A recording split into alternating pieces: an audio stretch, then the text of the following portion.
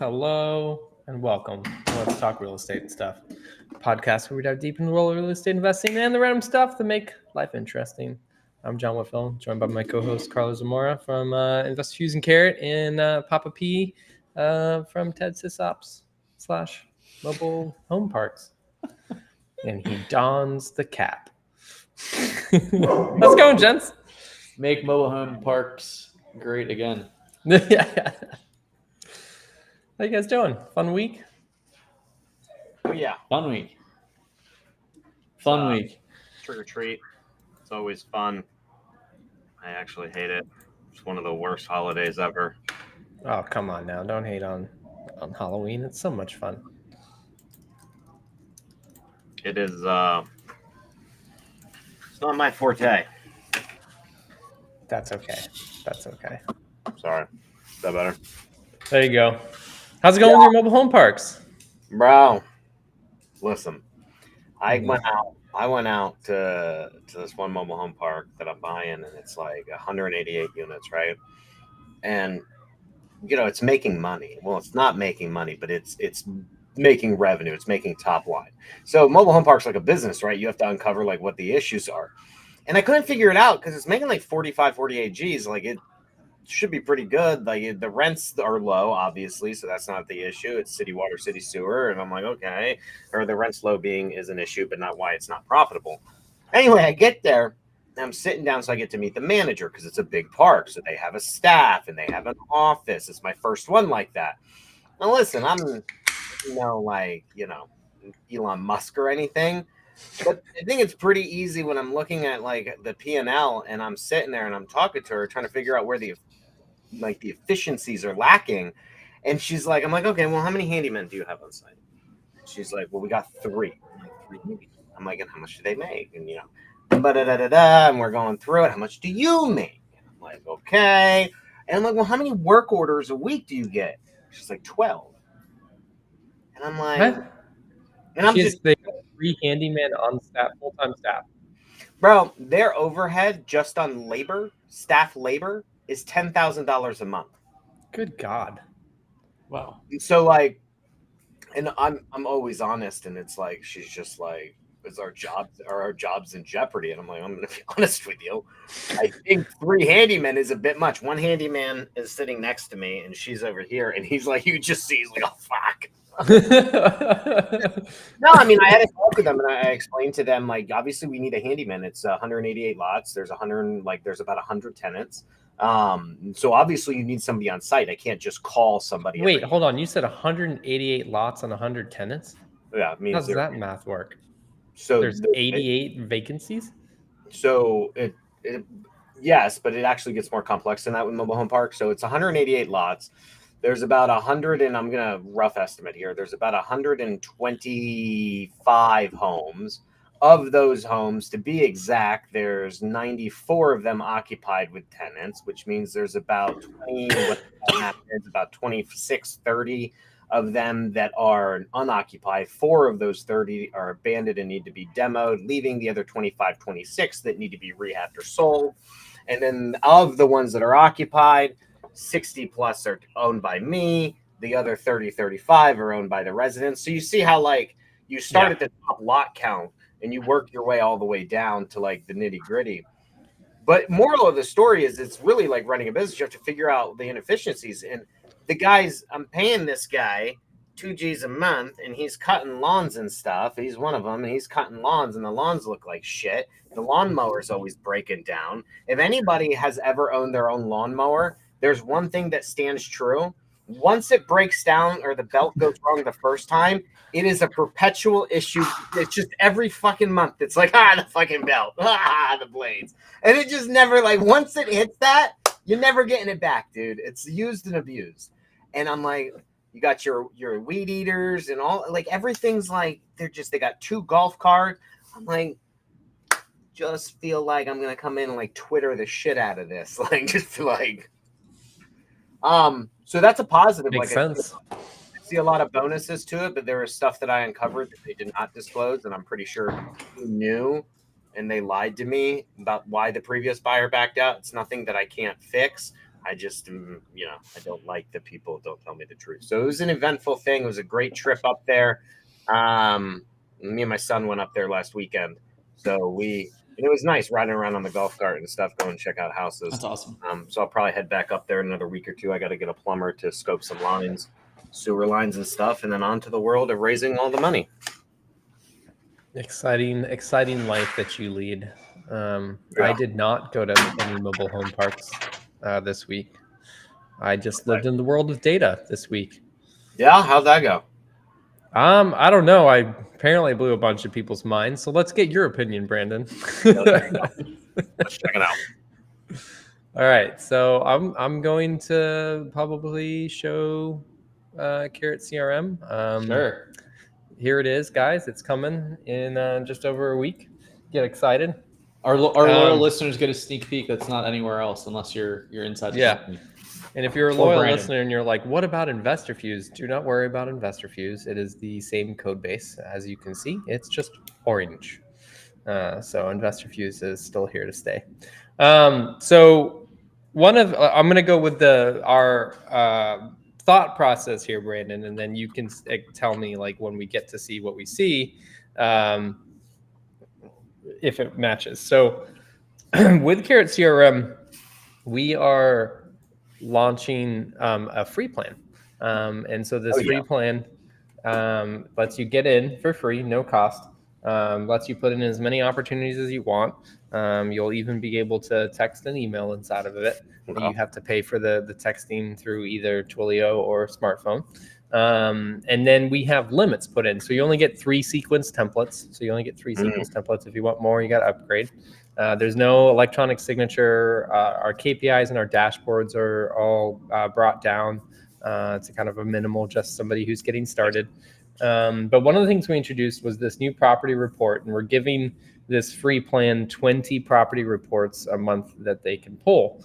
And that's based off of us looking at the InvestorFuse customer base and how many leads they come in when they're, kind of like that lower end customer, like how many leads are they actually getting and might want to pull a report from. And then the limits for the reports go up for each plan, up to 200 a month. And so you can go to any address. So let's go to this one. And then you go to the property data section, and then there's this button to fetch a property report, and you click on it, and then you get a property report. So I'm going to go to a different one because this doesn't apparently have comps on it. But let me go find another one. I think this is the one I was on. Yeah, here we go. So here's the property data report. So you get this address, the APN, estimated value. We're working on these 3 flags here that we're realizing the data is different for each property, but we want to flag out if it's an absentee owner, if they're an in-state absentee owner, and if it's corporate owned, how long it's owned for, last sale date. You've got all this general information here about the property. You've got ownership information. You've got all the property information here. You got all the lot information, all the tax information, current mortgages, all the mortgage history, last sale information, and the whole entire sale history, demographics, and then if neighborhood and schools populate, they'd be there. And then we also have comps. So you got a little map. You can zoom in, and then you can click on a property and see all the details on the property that's sold. So this one sold in May for $300,000, or however you say it, $330,000. Estimated value is $328,000. And yeah, that's kind of where we're at right now. We have a lot that we want to do with this, but we're waiting to hear from customers what they like. But also what I'm curious about beyond is this a valuable addition to the platform that somebody would want to use? And I mean, what I'm hoping to eventually get to the point is like people don't have to use a PropStream or a Zillow or something like that. They can just do it all inside the Carrot CRM. Because when we get to that point, when the data is that accurate, we can start taking this data and pushing it straight into like estimated offers based off of the comps and stuff. There's a lot of AI data analysis that we can do on all of this as well, and even more data that we aren't even showing. But yeah, what are your thoughts?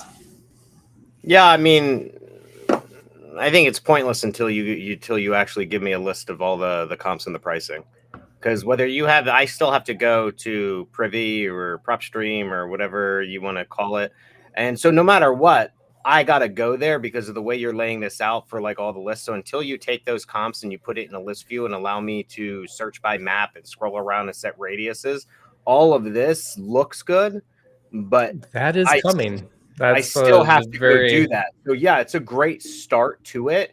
But you have to have that other piece in order for me to say, like, that's the next iteration. So why am there'll I be a gonna- button here to expand this, and then you'll Yeah. get to a map where you can put filters on it, and then a table No, I as mean, well. it would also be pretty different or cool if you could essentially search by all of this too and filter by all of this in your lead base.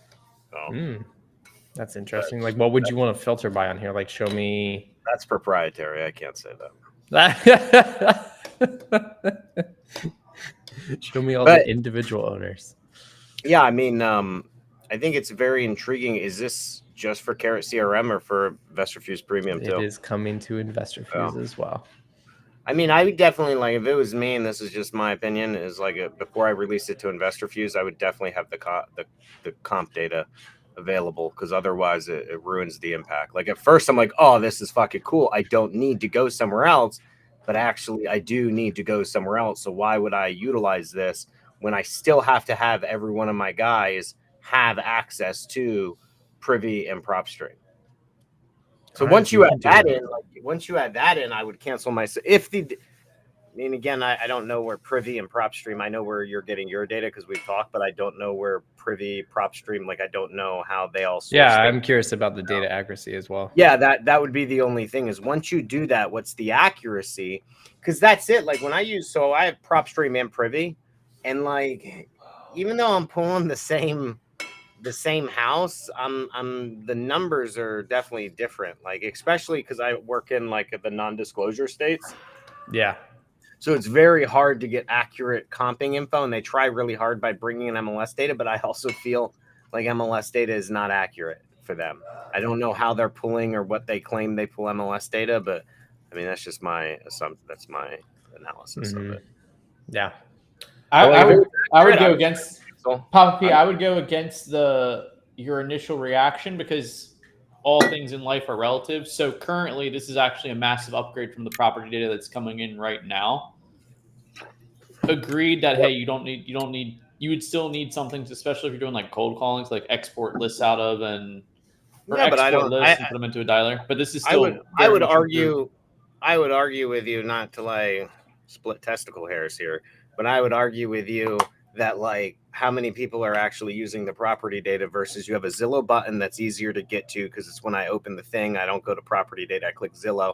Most people, while they're on their phone, they don't have time to look at property data. They're just quickly pulling up the Zillow to see what the size is and the room count and just get a little picture of it.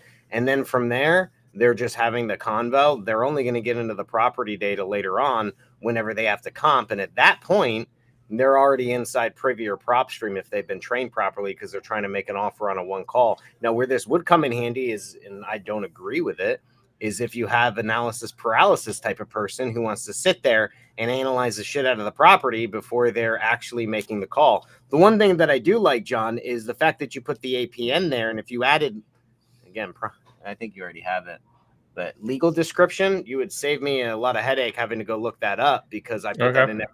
I put that in every contract because I ran into that before where we had a piece of property that had an extra parcel that was included, but since we only put the address, we had to argue about the other parcel. So now we put legal descriptions and APNs inside of every single contract. So that way it references it.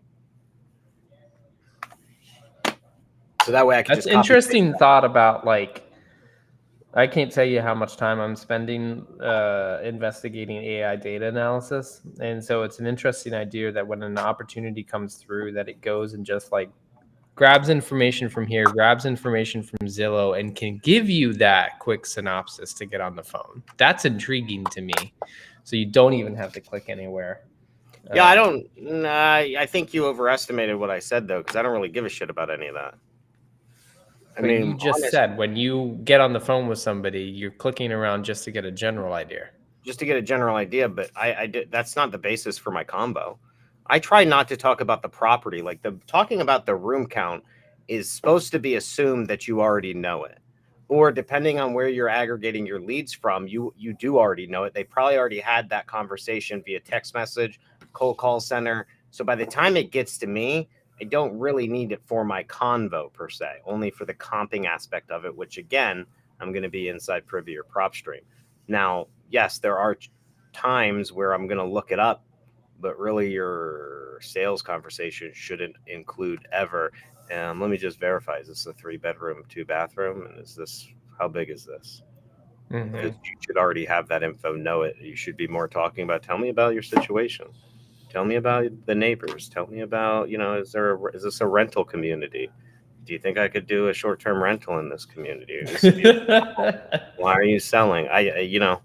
We've all been there where we talk about the bedroom counts and stuff, but it's like, I can't count on my hands how many times I've been told F off because I'm stupid for asking them that when I should already know that. Usually some angry old white dude. Mm-hmm. And that's because you're getting PPC leads, right? Would it be a different conversation in a cold call lead? I mean, your cold caller will be doing it. They would have already done it. So again, if I ask that, and then they're going to go, you already know this. Why are you asking me this again? So we generally train to talk about the situation and like the surroundings and the person, not about the actual house. And then later on, we may go in and just be like, hey, I meant to ask you, blah, blah, blah, blah, blah. When was the last time you did this? Or, hey, I didn't hear you mention anything about blank. But that's later on. Yeah. Okay. That makes sense. I disagree with Papa P's. If that's there's some outliers, but a lot of people love the property data in investor views, without having to open up another Zillow tab and not base your whole decision. But it's still nice just to get a quick, especially the inbound leads that you're doing click to call as soon as it comes in.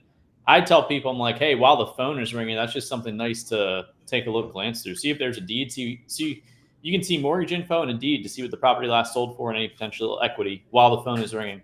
Within a couple rings. There's only one way to determine who's right. Not that I need to be right here, Carlos, because I respect. Are you ever wrong though? Is it possible for you to be wrong? Honestly, if you ask my wife, I'm never wrong. She's learned the hard way. This is solely from people that I speak to, so I get this feedback. Yeah, I get you. The only way to know is we would have people on a call on a competition where they have to make offers, and you screen record them inside. So Investor Fuse would sponsor a competition using the Investor Fuse CRM where the leads push through. You teach them how to use the system, and John's stealing my idea again. He's like, shit, this is good. I'm doing this. And then all of a sudden you screen record them utilizing your CRM and seeing which parts of it, because everyone's going to lie. I'm telling you, if they're trained properly, they're not going to the fucking property tab. It's irrelevant. I'm not saying that it doesn't happen. I agree people are going to use it because you have people from newbie status to experienced status. Mm-hmm. But if they're trained properly, none of that information is relevant for the conversation I'm having based on the lead that I'm getting. I need to talk to them more than I need to talk about their property. Property is that. But yeah, I think it'd be pretty cool. Like you would have a competition, screen recording the use of the CRM, how they're working it, how they're comping, what websites do they go to. And it's different than Closers Olympics, because in Closers Olympics, it was all about closing the deal. Here, it's more educational because people watching your competition are more learning about the process of taking a deal down and how an experienced closer gets on the phone, sorts through the data, takes notes, researches the comps, and makes the offer all in one call. No one's ever done that before. They all focus on the talking, not on the actual doing, which is why so many people still have problems with the actual process of wholesaling and making offers than they do with the actual talking. So that's just obviously my opinion. I took a screenshot of Freedom Soft is running ads for a challenge, like make 100 offers or something like that. I'll send you guys a screenshot, or you guys may have seen it on socials. But interesting. We've been thinking of some type of challenge, so we may have to call it the Papa P challenge. If you want to talk about a competition, I'm down to do this. Or you'll get in the competition? I mean, if I had to, I would. It'd be pretty interesting. I was thinking I was more of a judge, but listen, I'm to run the show. Like, that's fine. But yeah, I honestly think it wouldn't be bad because so many people do have that problem. Because it's like, how many times do you be like, when you're training people and they just don't know where to go or what to do, and they're freezing up because they don't understand. Like, part of our training when I used to train people was like, as soon as you get on the phone, like before you dial first, then you click the notes, then you click here, then you do, because they wouldn't know what to do. Keep this tab open on this screen, keep this tab open over here, and they just wouldn't know. Yeah. And you only do that with experience, and then even then you're wondering if you're doing it right and what the other guys do, which is what me and Carlos are arguing about. He's saying some guys he knows do it this way. I'm arguing that some guys I know would never use it. So it's like, just what do the majority of people do? And we could have like a little training. You know how like before a competition or a race, somebody gets up and goes, okay, guys, listen, here are the rules. They'll be like, okay, guys, listen, here's what Investor Fuse offers. You have this tab for this for this, property data here. Here's your notes. Your job is to utilize the system. You're allowed to use 2 other comping tools. We're being sponsored by this company and this company. You'll use those. We're going to screen record. Everyone's getting 5 leads. First one to close it. Leads are coming from so-and-so company. First one to get a deal and close it using our smartphone. Boom. And all those companies sponsor it. And then you're off and you screen record. And then you see who does the best. And then it goes to a TC. And then the final second episode or whatever would go to a TC. And then the TCs get to vote whose deal sucks. who took the best notes, like who had the best process, how that TC able to transition from a deal to a transaction. And then they'd be able to be like, okay, like this acquisition guy took the notes. He gave me a good contract. Like it's all filled out accurately. Hey, this guy forgot to like write the price in. Like he fucking messed up the address. He got the wrong seller info.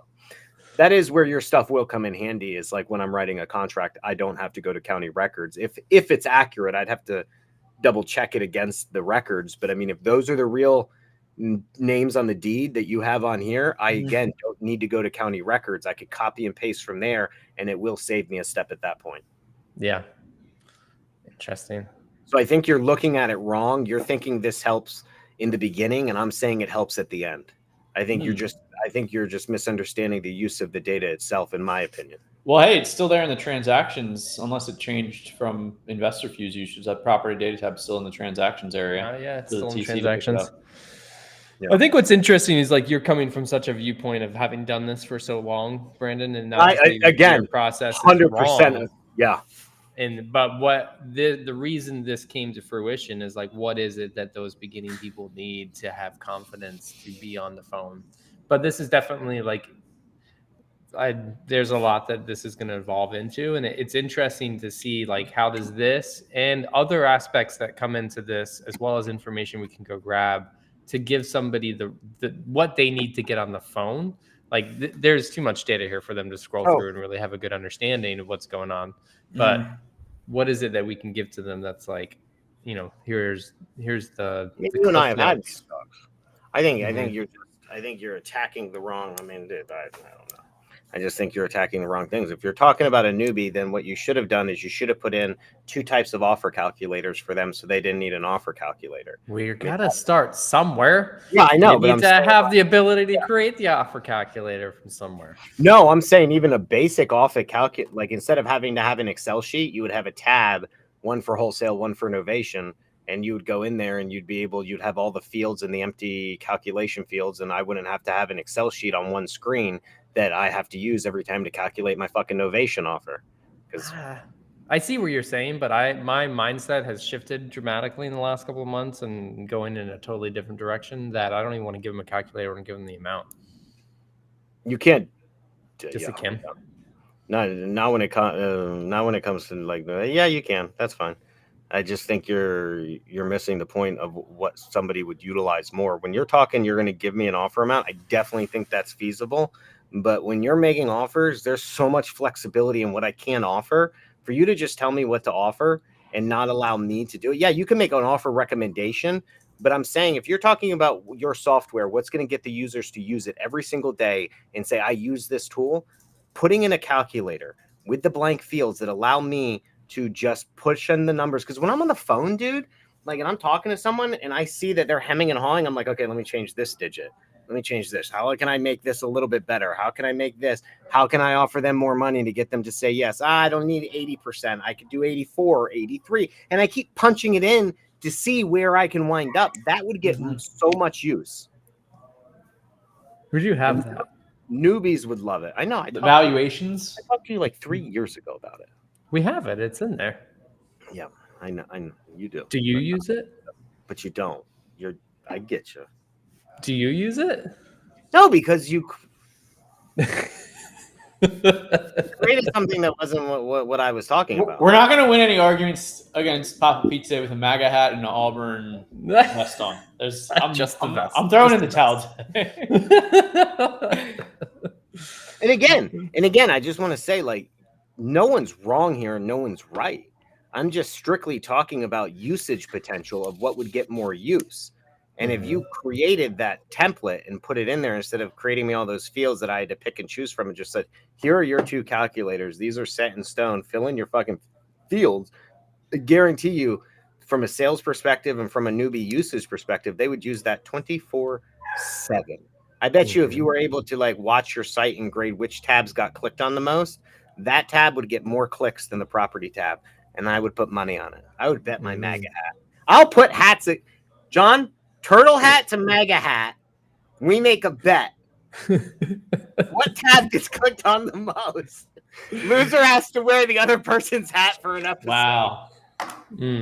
That's a much more like with Vegas odds. Like when you're betting a favorite, you're not going to win as much money if you're betting on the favorite. That's a lot more risky bet for John than you. True. For you to wear a turtle hat, like Mama P would just be like, "Why are you wearing a turtle hat?" John may be in hot water if he lost that bet. Yeah, can't get rid of my hat. That's true. John can give me his White Dudes for Harris hat. Don't I'll have give one him of my those. MAGA hat. I was thinking about wearing a White Dudes for Harris shirt for Halloween, but then I was like, people may just take that the wrong way, and I definitely don't want to be like in my neighborhood. People like make the Lakeland news, local news. Yeah, that's pretty. Oh, a home park investor. Yeah, Brandon Pedersen.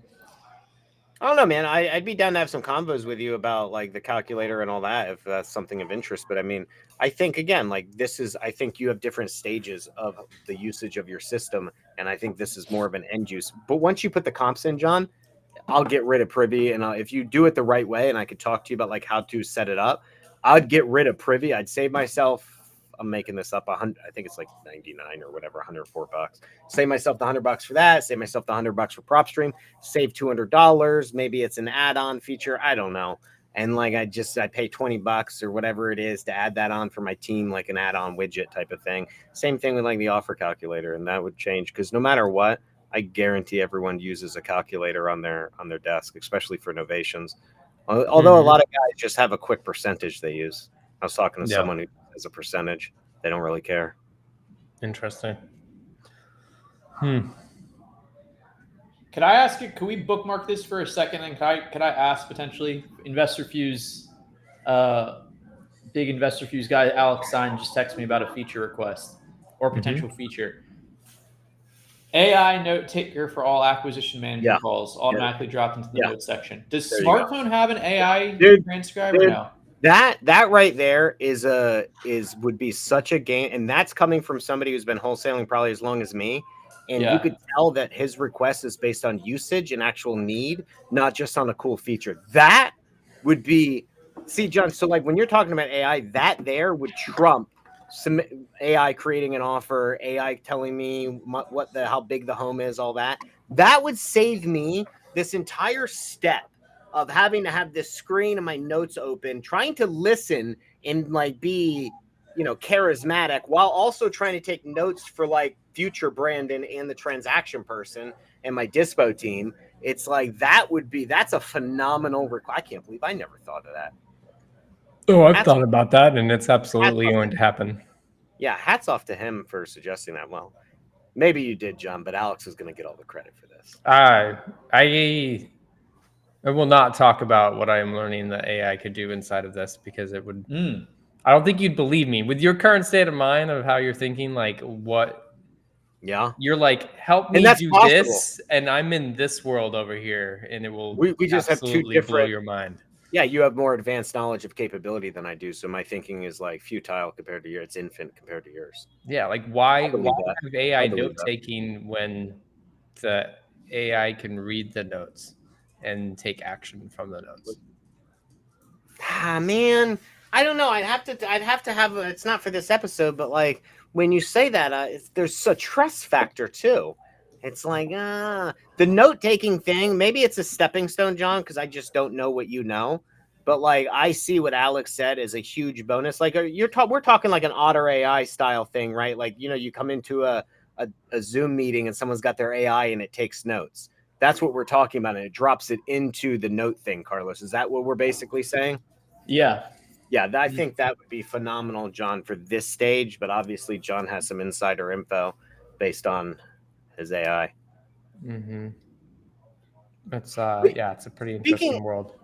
Speaking of AI, I know since we put a pause on the debate here in the hat bet, but it's like I was on. So I use ChatGPT a lot for like my stuff, and so I also taught my son to use ChatGPT because like so we had this game, and Carlos, just so you know, yes, I'm like 99% always right, and like 100% of the time I'm right 60% of the time, but it's like I had my son, and I was like, okay, I was trying to teach him to use a computer, and this is where this idea came from, and I'm sure it's not new, but it's like I was like, I need you to go research one topic about the NFL, one thing about the Constitution, give me one question about the presidents. And, I made up a bunch of things. It was like 5 or 7 questions. I was like, I need you to go look them up on the computer. Then I need you to learn it, write it down, and then come quiz me on it. And I'll see if I know it. And he could research anything in those categories. And I had to think of like how I wanted my 9-year-old to look it up. Now, there's 2 things, right? Google or ChatGPT. Now, what do you think is easier to research those questions? ChatGPT. Exactly, right. And that's where we're at. For him to use it, I think Google. Because, see, I would disagree because with Google, where I have issues with Google is I can't just ask it a question. I have to type in a topic.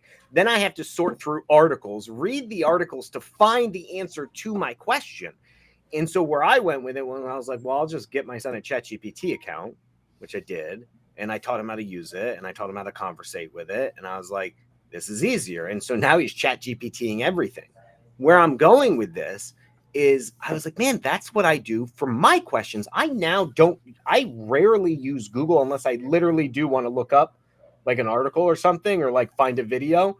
But otherwise, any actual questions I have goes to ChatGPT. If I want to know what the best CRM is, I'm going to ChatGPT. If I want to know, like I was wanted to find like the top MHP, investors and syndicators and all that. I went to ChatGPT, and I was like, is that where? So if that's where everything's going, if I'm thinking that, like, is that where the world of like lead generation is going? Like, is that where I want to be ranked? And how do I rank there? Like, because I was thinking about my own websites, not for wholesaling, but for parks and my brand. And I'm like, how do I get chat when John says I have money and I want to invest in mobile home parks? Who are the companies that do this? How do I get my company up there? And John, maybe you know the answer because I don't understand how ChatGPT would. If I say for a more simple, I need the top 5 CRMs. How does ChatGPT know to put InvestorFuse there? Does InvestorFuse have to pay ChatGPT to do that? Like you do Google to rank? Like how does that work? So nobody really knows how the AIs are trained. It's proprietary information and they won't release it. I think that's an interesting question. And that's like a question Carrot has too. Like what are, people will search, I need to sell my house fast in Portland in ChatGPT versus going to Google. Now you could say to ChatGPT, go search the web and find me how I can sell my house. I do that sometimes. Yeah. And it will bring you results back that way. But in terms of its innate built-in knowledge, it's watched. I mean, they weren't supposed to watch YouTube videos, but they've watched YouTube videos, and that's part of the training. They scour the web and they just store information, and they have cutoff points in time, or all the models do. Rank? How do I know? Nobody knows.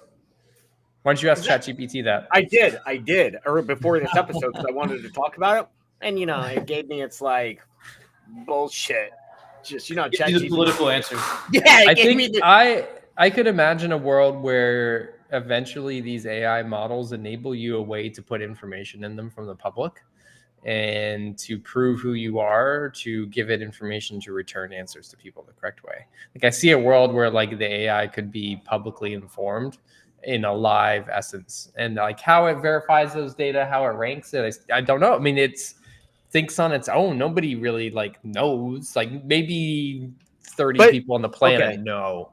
But do you see the future that I'm indicating? I'm Absolutely. hinting at? I think it's a massive concern for people who currently rely upon Google to show up in results.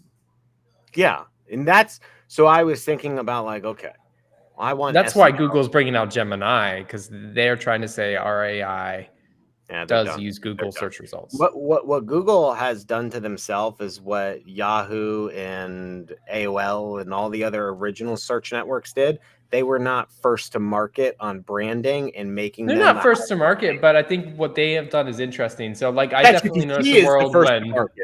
Yeah, but I noticed a world where I would go to ChatGPT to ask questions, and if I asked that question in Google, I wasn't very happy with the results. But now Google results have Gemini built in at the very top, which summarizes what you have on the page and helps you navigate that experience. You're right, and I think that that's a step in the right direction for them. Yes, and they're not first. You're talking about where it puts it on the page, summarizes it, and it's I use that. Yeah, and it's built into the place that everybody goes to. So, people like us might still prefer ChatGPT, but like how many ChatGPT users are there across the entire globe? Nowhere even close to the proportion of people that still go to Google.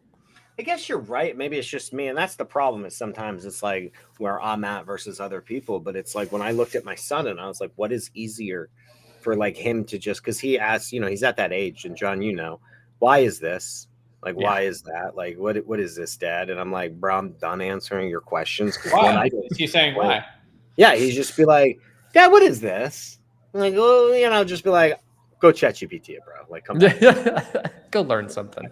And I was like, but yeah, Google's a little more difficult. And I was just wondering where I could apply to my business, because I was actually like, if ChatGPT came back and said, well, we have this account, a business account, where you can go and I think they will eventually. Yeah, I think it's dumb for them not to, and that's how they can start to monetize their platform too, even further.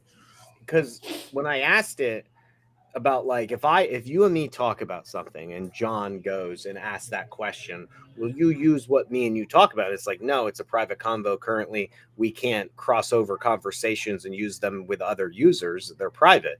And I'm like, man, that kind of like, yes, thank you. But that kind of sucks. One, I don't believe you. I'm pretty sure you're using all information, but I appreciate the privacy statement. Mm-hmm. But I feel like eventually they're gonna say, like, it's kind of like Investor Lift. I swap a little button that comes over, and it's like, do you want all of this to be searchable by other people or something? I don't know. Mm-hmm. Yeah. But what I was getting at was like I could see a time where ChatGPT kills Google AdWords and PPC and Facebook because it's easier to search. That's my opinion. I think they'll have their own by that point. The only way they would be able to kill it is if they continue to get more market share. They keep growing in market share of people searching. ChatGPT? Yeah. Yeah. And they bring in their own ad platform into it. Yeah, I guess. I mean, there's still a lot that ChatGPT is left to be that's left to be desirable. I guess is the saying, but it's like, so there's still, it's not my one stop for everything. Mm-hmm. But when it comes to like data, like you still can't go to ChatGPT and gather data. It's really more of a great conversational question answer style stuff. I still have issues with picture generation, and you still need to coach it quite a bit in order to get it to be, I don't know what I'm trying to say, like to get it to be me. When I'm like, what if AI could coach itself? Oh, that's a scary thought. Isn't it? Carlos, what was that? Already do it. That the second Terminator, like the third one, where they learn. What was it? It's like they learn to repair and create their own selves. So then they had no need for humans because they figured out how to do it themselves. And then they took over. What was that? I'm thinking of The Matrix. Oh, yeah, well, The Matrix. But there was a movie where, like, they had no needs for humans once they learned to replicate themselves and create their own versions, train themselves, and make them, like, physically make the robots, train the AI. Sure. I'm most familiar with T2. That's where that's the first one Arnold. I don't know. It may not be. I can't remember what movie it was, but that was a movie. All those movies with AI just hit different the last year or two. I think you're misunderstanding what I'm saying, right? So the way that you work with ChatGPT is through prompting, correct? Yes. How smart is the prompting? It's a lot of It's as work. smart as you, right? I guess when you put it that way, yeah, you're right. It's or maybe not as smart as me, but as smart as the effort I'm willing to put into the prompt. So what if two AI prompt each other back and forth? Yeah. Like it's having its conversation with each other. But wouldn't that imply that one has to be smarter than the other? Correct. You give it independent roles and you tell it what it's supposed to do. So one of them is a research assistant, one of them is a project manager. I just don't see how any of this ends well for us. Well, that's already possible. And I'm already What are doing the downfalls? Just What saying, are the downfalls, John? Or how would it end up bad? How did it end up bad? It's Yeah, going like- to massively replace jobs. And that's what Elon is saying about like universal income. Right. Interesting. I mean, I agree to a point. It'll replace jobs. There's always going to be, I guess, with what John's saying, the argument would be, no, you still need people to train and create. But then based on what I just said and John just said, that they do it themselves. I don't even know. I remember some lady, there's a post and I rang true. And she's like, instead of AI being there to help me write my book or write my article or draw a picture and all the creative things, I'd rather have it help me do my dishes, take out the trash, so I can focus on the writing and the creative and the art and taking pictures and all that.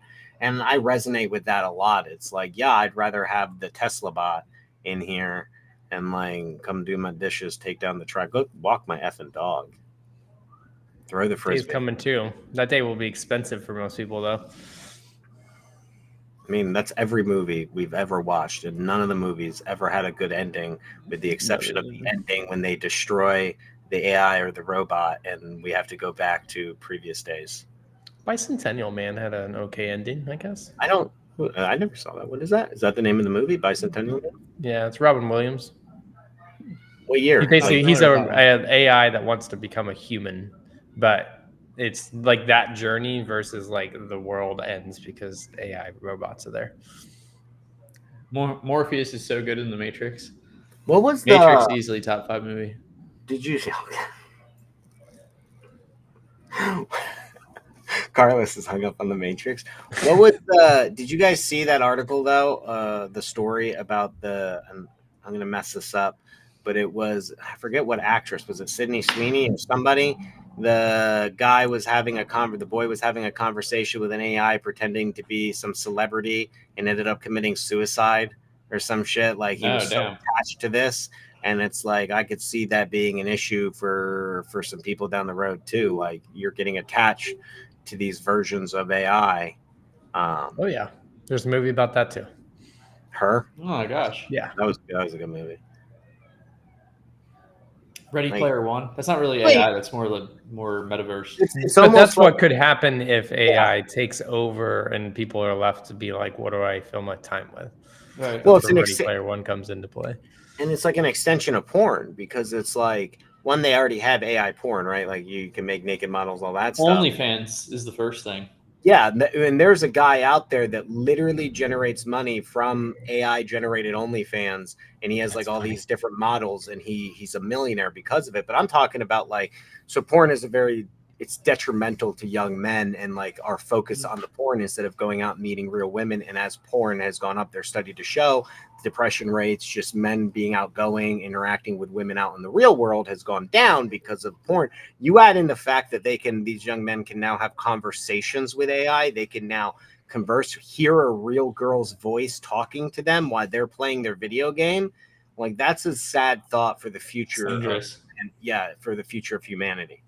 For sure. Yeah. 100%. So moral of the story, other than selling software, we're all like, yeah, AI sucks. Like this is going to. That's why my kids don't do anything with AI. Yeah.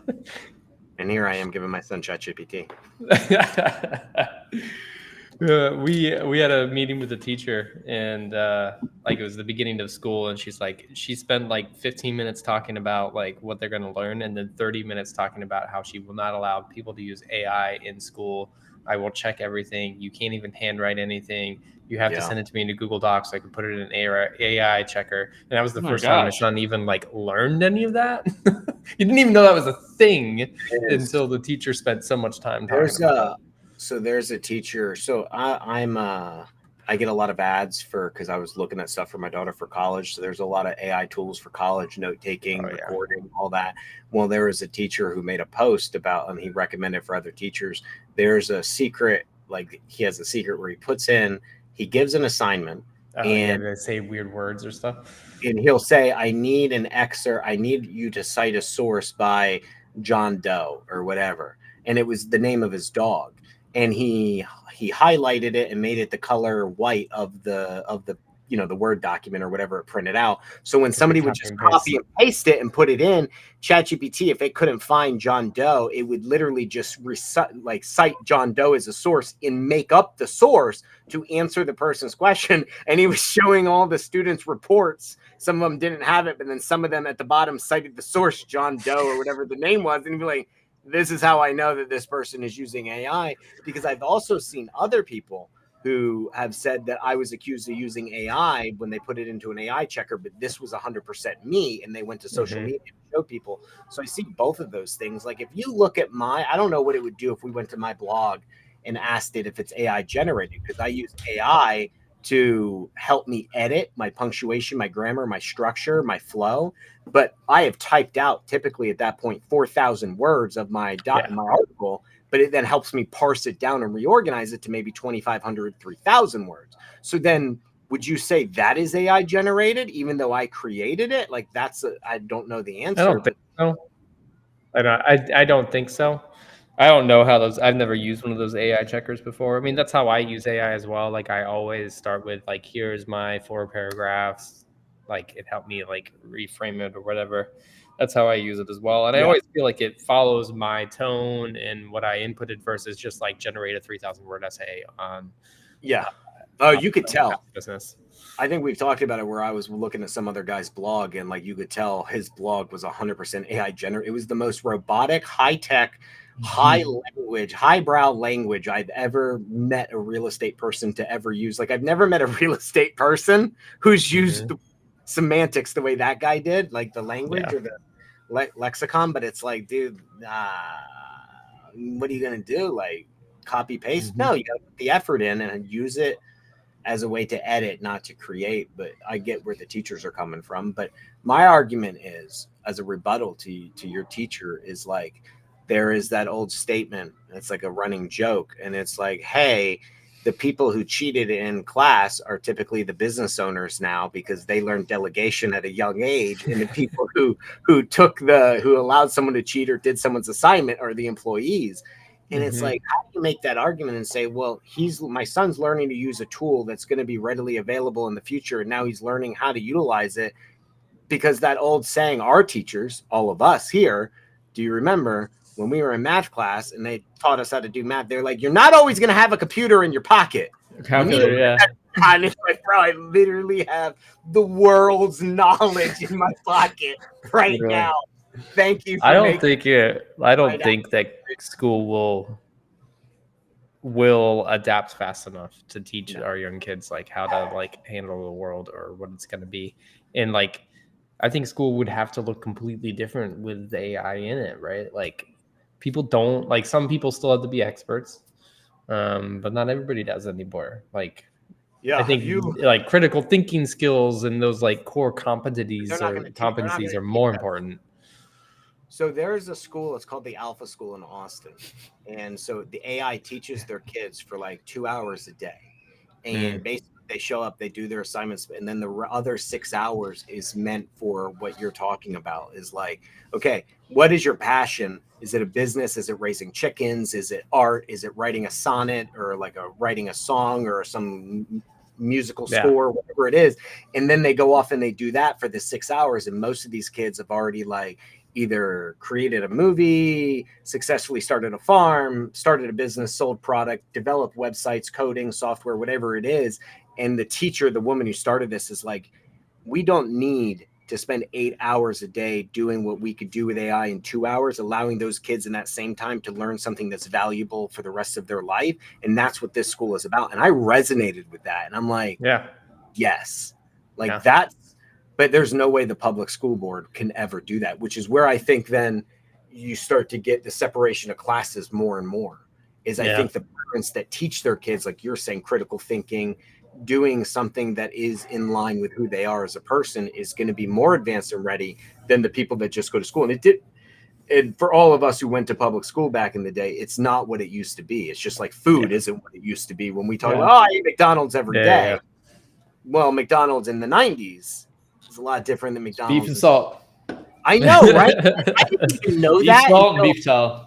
I didn't know that, but that explains it, because in like 95, 96, they changed their French fries, because we used to go after every football game and that was my treat to get like McDonald's fries, and they were so good. And one day I remember they switched the recipe and they just, and they still suck, because I didn't know back then that they switched to fucking seed oils for some dumb. Yeah. And now, thanks to our guy, Bobby Kennedy. Love Bobby Kennedy. I really hope he gets in and does. Like, Trump is one thing, like, and I love Trump, don't get me wrong, but like a lot of what I'm excited about is just Bobby Kennedy. And like, 'cause I don't know if he would have been a great president, but I think he is a great assassin. Like, dude, put this guy in here to assassinate the CDC, the NIH, the FDA. Like, is that a double entendre you're using? What? Assassinate. I don't know what can you explain to me what a double entendre is? Like dual meaning. Oh, yeah. Well, okay. Yeah, that was a double entendre. I'm with you. Just drop a Bobby Kennedy AI in our health system. I'm totally down with that. Also, Papa P, I was laughing because you should up your bet with John.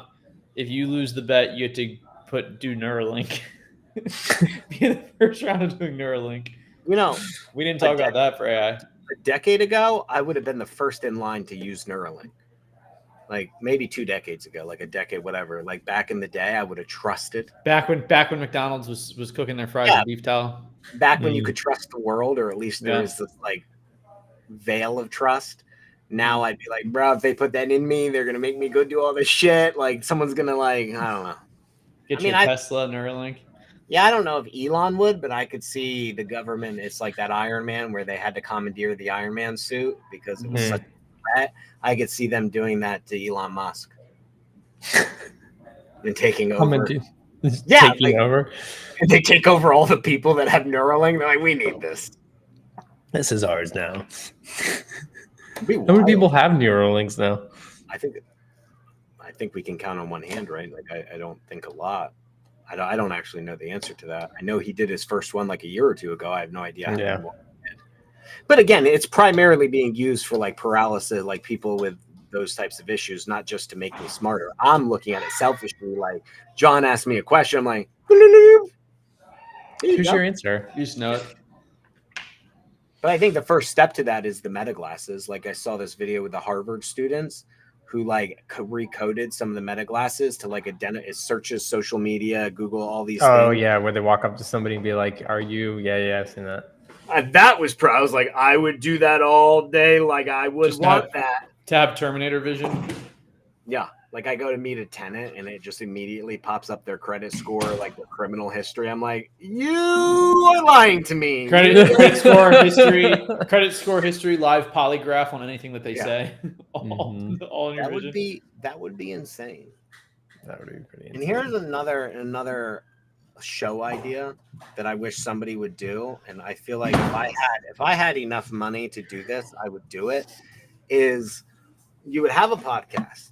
Just roll with me on this. You'd have a podcast. It'd be an in-person podcast. You would have a lie detector and somebody to administer the lie detector test. Me as the podcast host would sit there with, say, your latest influencer on the lie detector test. And we would ask them questions. So, do you actually have your own office? And the lady would be like, and he'd be like, yeah, I do. The lady would be like, that is a lie. Have you borrowed money from your parents to pay your rent? No, I haven't. That is a lie. You would just ask them all these questions. Why would they agree to go on that, though? I know. But then if you didn't agree, then we would know that you are lying. Yep. That'd be wild. Interesting stuff.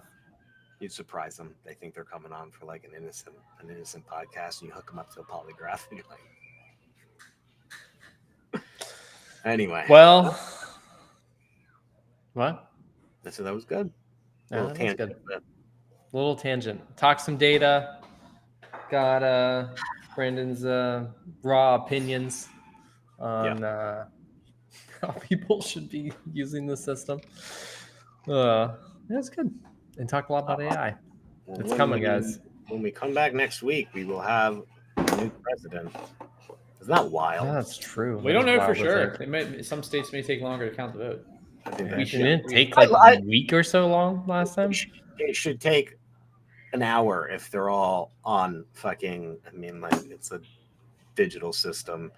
Have you seen the videos of like it changing ballots and like people recording it and then they print off their thing and it switches the president and they have to go up and get their that's in text. So there's the Dominion systems are already being rigged, or maybe there's just a flaw, not purposely rigged. I don't know the answer, so I'm not getting fact checked here. But like people are recording what is happening when they're there. They'll select Trump, it automatically selects Kamala.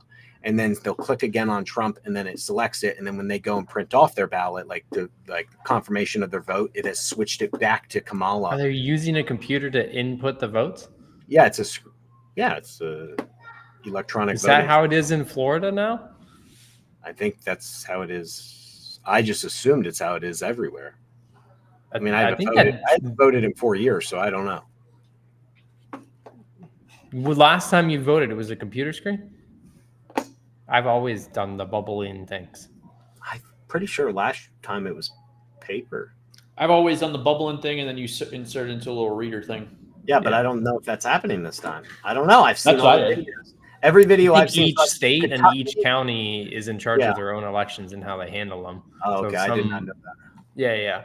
It's not like how they handle elections is not nationally. I mean, I think there are some national rules to it, but like how they want paper or computers? I think it's up to the county. There's a lot of wild conspiracies of what's going to happen. So, I mean, we just won't know. It's like, even if Trump wins, are they going to try to stop it? You know what I mean? And then it's like, I was telling someone, and I was like, here's what I would do if it was me. One, regardless of political affiliation, just unbiasedly, I don't see how Kamala Harris wins. I think Trump is ahead so far. I think he hits a huge demographic of people, and I think he's going to win by a landslide. Now, it's like you can't cheat. So in 2020, at this point, we've proven all the election interference. It's a proven fact, but they can't do it again. So what I would do if it was me, I would frame Trump, and I would start making it look like Trump's the one who cheated. And then when he wins, I'd come out and be like, look at the Republicans did all of this. And then I'd fucking pull back the election and I'd vote my person in. I definitely see, I don't see how they would rig the election to have Kamala win with the way society is today and the way the polls, the betting market, the people, social media. I don't see how they try to claim that she's winning fair and square. And if they try to cheat, I think it'd be very obvious, which case I think there's two ways you would take it. If it was me, I would then make it look like Trump's the one who cheated because no one's expecting that. We could ask ChatGPT. You can. I did ask ChatGPT. The only way to ask ChatGPT about it is to go into the future and ask it to look back in time and say, so to uncover 2020, I wanted to figure out how it was possible and how all this happened and why things were suppressed. So you go back, hey, it's the year 2050 and I'm doing a research project at the election of 2020. Can you please tell me? And we went through and I walked through and it just started explaining everything to me. I was like, this is fucked up. You should try it. But if if you ask it right now and be like, it's today, hey, how did the Democrats steal the election? It'll tell you there's no proof that the elections were stolen, none, blah, blah, blah, blah, blah. But if you go back in time and say, let's uncover how it was possible that this had happened, and then you drill down into it and say, but why would they do that? And how would they make it possible? And then he explains, and ironically, all those things had happened. Interesting. I'll give that a go. All right, guys. We'll see you all here next week. Yeah, should have a lot of stuff to talk about next week. It's going to be a wild ride the next 7 days, dude. It will be. Wild ride.